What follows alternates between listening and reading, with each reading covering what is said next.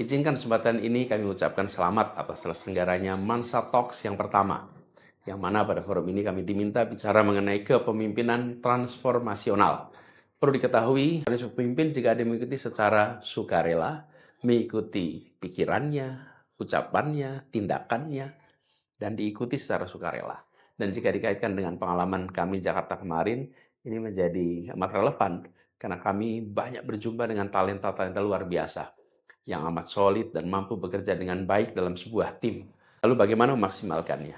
Ada beberapa yang perlu saya sampaikan di sini. Bila kita memimpin 10 orang, maka kita akan bisa berikan instruksi masing-masing kepada 10 orang ini. Tapi bila kita memimpin 100 orang, maka kita buatkan SOP, struktur organisasi, sehingga semua bisa menjalankan sesuai dengan SOP yang ada. Tapi kalau memimpin ribuan orang, apalagi juta, maka jelaskan nilai yang dipegang. Apa value-nya, apa nilainya, apa dasar-dasar di dalam berpikir, di dalam mengambil keputusan.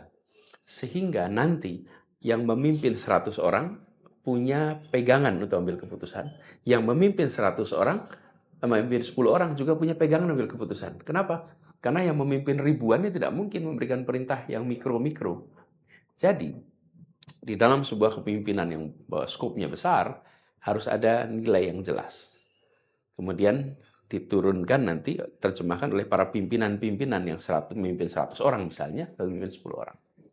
Jadi, memimpin itu bukan sekedar, bahkan jangan memberikan orientasi pada micromanagement, tapi pada micro questions. Misalnya, ketika kita datang ke sebuah rumah sakit, tanya, mengapa antrian ini panjang? Bisakah antrian dibuat singkat? Nah, biar nanti pemimpin rumah sakit itu yang membuat antrian jadi singkat.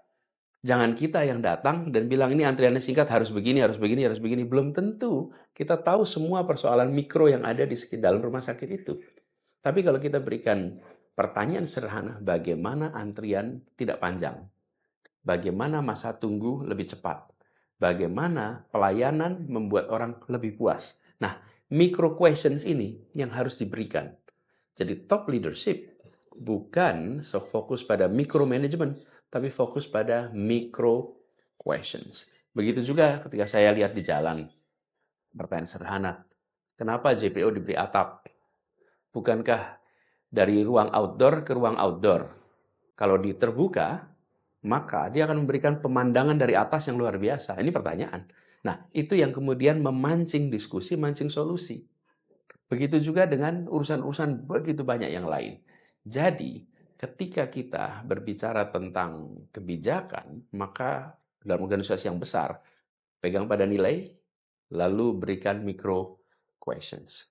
Yang tidak kalah penting dari itu semua, memimpin bukan berarti mengetahui semua urusan. Memimpin berarti dia mengetahui misinya, arahnya. Tapi urusan detailnya dia harus terbuka untuk belajar. Jangan memposisikan sebagai yang paling tahu semua urusan, sehingga memberikan perintah mikro untuk semua urusan. Tapi harus mau belajar, harus mau diskusi, dan mengambil posisi setara dengan semua. Memang ada struktur organisasi, tapi dalam berpikir semua setara. Yang menjadi bawahan kita memiliki pengalaman, pengetahuan, jaringan yang belum tentu kita miliki. Tapi secara struktur di bawah. Nah, di dalam percakapan dia harus sejajar. Karena ide itu sejajar. Kalau posisi organisasi memang ada atas bawah. Tapi kalau ide tidak ada atas bawah. Ide itu ada sesuatu yang setara. Karena itu membahas ide harus setara. Nah, itu yang kemarin kita sama-sama kerjakan dengan begitu. Melakukan transformasi itu bisa dikerjakan dengan baik. Ini beberapa hal yang mudah-mudahan bermanfaat untuk memantik diskusi. Selamat saling berpikir, selamat saling bertukar pikiran. Semoga makin luas wawasan dan terus jadi pembelajaran. Makasih. Assalamualaikum warahmatullahi wabarakatuh.